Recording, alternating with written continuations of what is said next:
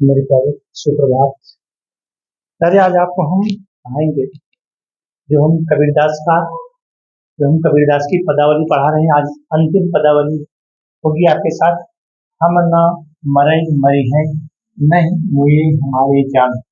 क्योंकि ये आज जो अंतिम है यानी कि 5 और 6, यहाँ पर 6 तक है, पर इस पर ध्यान दीजिएगा। ये सिर्फ 6 तक है। 5 और 6 आज आपको हम 5 और 6 आज हम पढ़ाएंगे।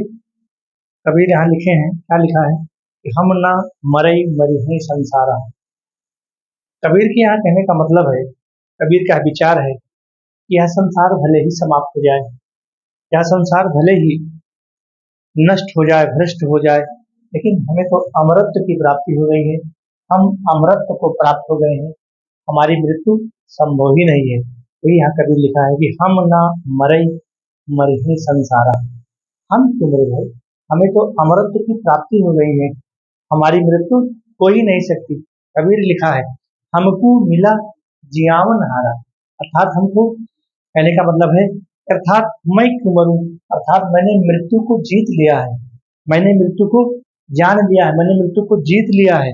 अर्थात हमारे ऊपर प्रभु की कृपा हो गई। हमको मिला जियावन हारा, अर्थात हमको जिलाने वाला, हमको जीवित करने वाला मिल चुका है। अब हमारी मृत्यु असंभव है। मेरे प्यारे, कबीर के कहने का मतलब है कि हम ना मरई मरी है संसारा। क्योंकि हम क्यों मरे भाई, यह आत्मा थोड़ी मरती है, ये शरीर न नष्ट होती है। मेरे प्यारे, ये जो इसके अंदर आत्मा है, जीव है, ये तो यहाँ से निकलने के बाद निकल जाता है, फिर उसी परमात्मा में विलीन हो जाता है। नष्ट कौन होता है, यह शरीर। तो कबीर के कहने का मतलब ये तो ही है कि हम ना मरे, हम क्यों मरे, यह आत्मा यहाँ से निकलेगी, फिर उस परमात्मा में विलीन हो जाएगी। वही यहाँ कबीर के करना मतलब, कबीर के कहने का मतलब है हमको मिला जियावन हारा, अर्थात हमने मृत्यु को पहचान लिया है, हमने मृत्यु को जान लिया है, इसलिए हमारी मृत्यु असंभव है। अब ना मरऊ मरनई मन माना, कहने का मतलब यह है कि संसार में मृत्यु को वही लोग पाते हैं। यहाँ कबीर के कहने का मतलब है, अब ना मरऊ मरनई मन माना, अर्थात जो अज्ञानी लोग होते हैं संसार में मृत्यु वही पाते हैं जो अज्ञानी होते हैं। यही यहाँ कबीर के, क्योंकि हमने तो भगवान राम की शक्ति को, उस परम ब्रह्म परमात्मा जो कृपाल रूप में है, मैंने उसको जान लिया, मैंने उसको पहचान लिया है। अब ना मरऊ मरनई मन माना, एई मुए जिन राम न जाना, अर्थात मृत्यु उसकी होती है जो राम को नहीं जानता है, अर्थात जो राम को जानता है उसकी मृत्यु नहीं होती है। मेरे प्यारे, वही यहाँ पर कबीरदास के कहने का मतलब है। साकत मरई संत जन जीवन, साकत, साकत माने होता है प्यारे जो शक्ति के उपासक होते हैं। यहाँ लिखा है कबीर ने साकत, ये साकत शब्द है, कहने का मतलब है जो शक्ति के उपासक होते हैं, जो राम की पूजा करते हैं, जो परमात्मा की पूजा करते हैं, जो परब्रह्म परमेश्वर को जानते हैं, उनकी मृत्यु नहीं होती। वही लिखा है यहाँ पर साकत मरई संत जन जीवन, अर्थात जो शक्ति के उपासक होते हैं, जो शक्ति के उपासक होते हैं, उनकी मृत्यु नहीं होती। और संत जन जीवन, अर्थात संत जो साधु होते हैं, जो सन्यासी होते हैं, वो संत जन मने लोग, अर्थात जो साधु सन्यासी लोग होते हैं, वो तो हमेशा जीते रहते हैं। क्यों जीते रहते हैं, क्योंकि उनका जो प्रेम है वह ईश्वर से बना रहता है। वही यहाँ पर लिखा है जिन्होंने, अर्थात उस परम तत्व को जानने वाले जो संत हैं वह हमेशा जीवित रहते हैं। वही लिखा है कि साकत मरे संत जन जीवन, अब हरि हरि राम रसायन पीवन, अर्थात जिन्होंने भर भर के राम का रसास्वादन कर लिया है, राम के रस की अनुभूति को प्राप्त कर लिया है, उनकी मृत्यु नहीं होती है। हरि मरी है तो हमहू मरे हैं। कबीर के कहने का मतलब है मेरे प्यारे, हरि मरी है, हरि माने भगवान, हरि माने भगवान। अगर हरि मरी है अर्थात भगवान की मृत्यु होगी तो हमारी भी मृत्यु होगी, अगर भगवान नहीं मरेंगे। अर्थात कबीर ने अपने इस जीवात्मा को उस परमात्मा से तादात्म्य स्थापित कर लिया है, उससे इस जीवात्मा का उस परमात्मा से लिंक को जोड़ लिया है प्यारे, अर्थात उसमें तादात्म्य को स्थापित कर लिया है। वही कबीर यहाँ कह रहे हैं कि हरि मरी है, अर्थात जब हरि मरेंगे, जब भगवान की मृत्यु होगी तो मेरी भी मृत्यु होगी। हरि मरी है तो हमहू मरी है, और हरि ना मरे तो हम काहे क्यों मरेंगे, अर्थात जब भगवान नहीं मरेंगे, अर्थात जो परमात्मा है, आत्मा ये है ना, अर्थात जो परमात्मा है, जो ब्रह्म है, उसकी कभी मृत्यु नहीं होती है। जब ब्रह्म की मृत्यु नहीं होगी, उस ईश्वर की मृत्यु नहीं होगी, क्योंकि जिससे मैंने अपने तादात्म्य को स्थापित कर लिया है, फिर मेरी मृत्यु असंभव है, मेरी भी मृत्यु नहीं होगी। कहाँ कबीर मन मन ही मिलावा, यहाँ कबीरदास के कहने का मतलब है, जिसका मन एक बार उस परमात्मा से, एक बार उस ईश्वर से मिल जाता है, अर्थात मैंने अमर होकर के उस सुख रूपी सागर को प्राप्त कर लिया है, उस सुख रूपी सागर को प्राप्त कर लिया है। कौन सा सागर है? मैं कहा कबीर मन मन ही मिलावा, अर्थात मैंने अमर होकर के मन, एक मन ये है जीवात्मा, एक मन है परमात्मा, अर्थात जब एक मन का उस मन से मिलन हो जाता है, वो यहाँ लिखा कबीर, कहा कबीर मन मन ही मिलावा, इस जीवात्मा का जब उस परमात्मा से, उस परब्रह्म परमेश्वर से मिलन हो जाता है, मिलाप हो जाता है, तो होता क्या है? अमर भय सुख सागर पावा, अर्थात हम उस अमरत्व को प्राप्त हो जाते हैं और हमें असीम सुख के आनंद की अनुभूति होती है। मेरे प्यारे, यहाँ वही वही कबीर के कहने का मतलब है कि उस परमात्मा के साथ मिलकर स्वयं आनंद स्वरूप को हम प्राप्त करते हैं, उस आनंद सुख के भोग को हम प्राप्त करते हैं। प्यारे, इस प्रकार से हमारी यह व्याख्या पूरी होती है। दूसरी हमारी है काहिर नलिनी तू कुमिलानी, कमलिनी के पक्ष में। प्यारे, यहाँ आपको हम दो अर्थ बताएंगे, एक कमलिनी के पक्ष में और एक आत्मा के पक्ष में। इस लाइन के मेरे प्यारे, इसको नोट करना बहुत इंपॉर्टेंट लाइन है, ये परीक्षा में लगभग पूछी जाती है। काहिर नलिनी, नलिनी माने होता है कमलिनी, अर्थात जो कमलिनी सरोवर में खिलती है, जो कमलिनी सरोवर में खिलती है, अर्थात इस आत्मा को, इस आत्मा रूपी कमलिनी को कबीर यही तो बताना चाहते हैं। तो पहला अर्थ कमलिनी के पक्ष में है, दूसरा अर्थ आत्मा के पक्ष में है। तो पहले कमलिनी के अर्थ को समझिए। यहाँ कमलिनी माना है जो कमल, जो सरोवर में खिलता है, उसको कहा है कमलिनी। किसने? कबीरदास। काहिर नलिनी तू कुमिलानी, अर्थात आई कमलिनी, तुम्हारे तो नाल के पास ही, नाल का मतलब जो उसकी डंडी होती है, जो कमलिनी की डंडी होती है मेरे प्यारे, तुम्हारे तो नाल तक, मतलब यहाँ तक तो तुम्हारा जल भरा है, यहाँ से पहले यहाँ तक तुम्हारा जल, ये जल भराव है और कमल यहाँ है, तो आपके नाल तक तो पूरा जल भरा हुआ है, अर्थात आप क्यों कुमला गई हो, क्यों आप मुरझा गई हो? वही कबीर कहते हैं कि काहे रे नलिनी तू कुमिलानी, तेरे ही नाल सरोवर पानी, यही नाल है। अरे जैसे यहाँ ये नाल है ना, यहाँ यहाँ तक मान लीजिए, यहाँ ये पानी है, यहाँ ये पानी है और ये पानी यहाँ तक आया है, ये पानी यहाँ तक भरा है और यहाँ पर एक कमल है, तो कमल है, तो यहाँ तक पानी भरा है, यहाँ तक पानी भरा है, यहाँ से लेके यहाँ तक पानी है।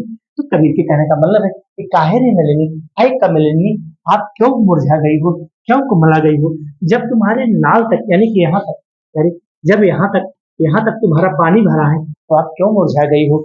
दूसरी लाइन है प्यारे कि जल में उत्पत्ति, अर्थात जल में ही तू पैदा होती है, अर्थात जल में ही तुम्हारी उत्पत्ति होती है और जल में ही तुम्हारा बसेरा है। जल में उत्पत्ति, जल में वास, वास माने होता है प्यारे बसेरा, वास माने होता है बसेरा या फिर निवास, अर्थात जल में ही तू उत्पन्न होती है, जल में ही तू पैदा होती है और जल में ही तेरा निवास स्थान है। तो क्या है? जल में उत्पत्ति, जल में वास, और जल में नलिनी तोर निवास, ऐ नलिनी ऐ कमलिनी, जल में ही तुम्हारा पूर्ण रूप से निवास है मेरे प्यारे। अर्थात यहाँ से ये मान लीजिए ये सरोवर है, ठीक है, ये सरोवर है और ये इसका एक कमलिनी का क्या है, ये नाल है, यहाँ से पानी यहाँ तक पूरा भरा है। तो फिर भी कबीर के कहने का मतलब है कि जब आपके पूरे नाल तक पानी भरा है और जल में तू उत्पन्न होती है, जल में तेरा बसेरा है, जल में ही तुम्हारा रहने का निवास है, फिर भी तुम मुरझाई हुई हो, फिर भी तू क्यों क्यों मुरझाई हुई है? क्योंकि तुम्हारा तो जल में निवास है। अगली लाइन है ना तल तपति, ना तो आपके ऊपर गर्मी का प्रभाव पड़ेगा मेरे प्यारे। अभी यहाँ पर एक कमल है, जब ऊपर से सूर्य का प्रकाश इस पे पड़ेगा तो यहाँ तक तो जल भरा है ना, यहाँ तक तो प्यारे जल भरा है। वही यहाँ तो कबीर लिख रहे हैं, क्या लिख रहे हैं कि ना तल, तल माने तपना, ना तल तपति, ना ऊपर आग, अगर तुम्हारे ऊपर सूर्य का प्रकाश भी पड़ेगा तो यहाँ तक तो पानी भरा है, आपको यहाँ तक तो आप ठंडक प्राप्त होगी, आप ठंडक, आपको ठंडक महसूस होगी। वही ना तल तपति ना ऊपर आग, तोर हेतु कासन लाग। कासन माने क्या होता है? कासन माने, यहाँ देखिए मेरे प्यारे, कासन माने होता है किसके, अर्थात कासन माने किसके, अर्थात किसके कारण तू मुरझाई हुई है मेरे प्यारे। कासन शब्द है, बहुत मजबूत शब्द है मेरे प्यारे, इसको देखना। कासन माने किसके, अर्थात किसके कारण तू मुरझाई हुई है। आई कमलिनी, जब यहाँ से लेकर के यहाँ तक जल भरा है तो किस कारण से, अर्थात किसके कारण से तो मुरझाई हुई है। अगले लाइन है मेरे प्यारे, कहाँ कबीर जे उदक समान। उदक माने होता है सूर्य, अब यहाँ उदक भी कहा गया है, अर्क भी कहा गया है, इसके पहले मैंने अर्क बताया था। हाँ, तो कहाँ कबीर अर्थात अर्थात कहने का मतलब है, कबीर के कहने का मतलब है, कहाँ कबीर जे उदक समान ते नहीं हुए हमारे जान। अर्थात उस कमलिनी का तादात्म्य, मेरे प्यारे ध्यान देना, उस कमलिनी का तादात्म्य, ये जो कमलिनी है इसका तादात्म्य किससे हो गया है, सूर्य भगवान से हो गया है। अर्थात कबीर के कहने का मतलब है कि ऐ कमलिनी, ऐसा तो नहीं है कि आपका जो तादात्म्य है, आपका जो लिंक है, आपका जो संबंध है, आपका जो संपर्क है उस भगवान सूर्य से हो गया है, इसीलिए आप मुरझाई हुई रहती हो। दूसरा अर्थ बताएंगे पहले आत्मा के रूप में।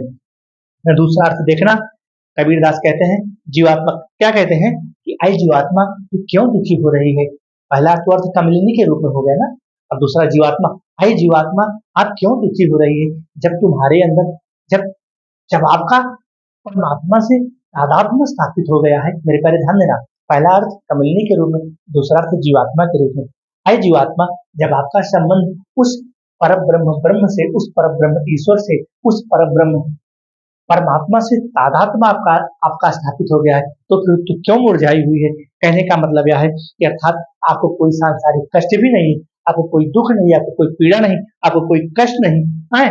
अर्थात कबीर पूछते हैं कि इस परमात्मा को छोड़ करके हमें लग रहा है कि आप इस परमात्मा को छोड़ करके, इस ईश्वर को छोड़ करके आप मृत्युलोक में जाना चाहते हैं, इसीलिए आप मुरझाई हुई हो। बड़ा सुंदर वर्णन है। अर्थात यह कबीर के कहने का मतलब है कि ऐ आत्मा, ऐ जीवात्मा, या जो आप इस परमात्मा से जुड़ी हुई है, यहाँ इस परमात्मा को छोड़ करके आप फिर उस सांसारिक कष्टों में, उस क्रय विक्रय के बाजार में आप जाना चाहती हो, इसीलिए आप मुरझाई हो। मेरे प्यारे ध्यान दीजिएगा, मैं जिस प्रकार से तोड़ करके इस व्याख्या को बताया हूँ, मेरे प्यारे अगर आप लाइन भी पढ़ेंगे तो किसी शिक्षक की हिम्मत नहीं किस प्रकार से प्यारे आपको बता दे। यहाँ कबीर के कहने का मतलब है कि आई जीवात्मा, आपका तो परमात्मा से, आपका तो ईश्वर से तादात्म्य में स्थापित हो गया है, तो फिर आप क्यों मुरझाई हुई है। इसका मतलब यह है कि आप इस परमात्मा को छोड़ करके उस सांसारिक कष्टों में, उस सांसारिक क्रय विक्रय के बाजार में, जहाँ पर इस चीज को कष्ट ही कष्ट है, दुख ही दुख है, पीड़ा ही पीड़ा है, ये क्या है, उसी में आप फिर जाना चाहते हो, इसीलिए आप प्यारे मुरझाई हुई हो। यहाँ तो पहला अर्थ हो गया कमलिनी के रूप में, दूसरा अर्थ हो गया आत्मा के रूप में। मेरे प्यारे, इस प्रकार से आज हमारा यहाँ जो हमारा गे पद में है, जो कबीर की पदावली है, यह गे पद में है और कहाँ से लिया गया है, कबीर रचनावली से लिया गया है। पर ध्यान देना, कबीर ग्रंथावली से लिया गया है। एक कहाँ से लिया गया है, कबीर ग्रंथावली से लिया गया, जिसको बाबू श्याम सुंदर दास ने लिखा है, उसी से यह पदावली को लिया गया है। तो पदावली ये जो जितनी इसकी 6 पदावली है, मैंने सबको पूरा कर दिया, और ये सारी पदावली पहले गे गे पद में है। भाषा कैसी है, कोई पंचमेल से बड़ी भाषा है, ठीक है, गे पद में है। इस प्रकार से हमारी संख्या पूरी होती है। पहले हमारा यहाँ मेहनत, हमारी परिश्रम आपको अच्छी लगी तो लाइक और सब्सक्राइब करें जरूर करना। जय हिंद, जय भारत। नमस्ते शारदे देवी सरस्वती मति प्रभे असतम मम जिभ्याग्रे सर्व विद्या प्रदाहो। मेरे प्यारे, इस मंत्र को, इस श्लोक को याद कर लेना। जब भी आपको कष्ट हो, दुख हो, पीड़ा हो, एकांत हो, उदासी हो, तकलीफ हो, इस मंत्र को पढ़ना। माँ शारदे आपकी कृपा करेगी। प्यारे, जब मैं पढ़ाने के लिए खड़ा होता हूँ, उस शारदे को याद करता हूँ, तो सारी व्याख्या हमको याद आती चली जाती है। मेरे प्यारे, कहीं भी नहीं भूलता हूँ, इसीलिए जो काठिन्य शब्द है इसको आपको लिख देता हूँ कि आप इसको शॉर्ट स्क्रीन ले लीजिएगा। इसके माध्यम से आपको व्याख्या करने में प्यारे आसानी होगी। धन्यवाद।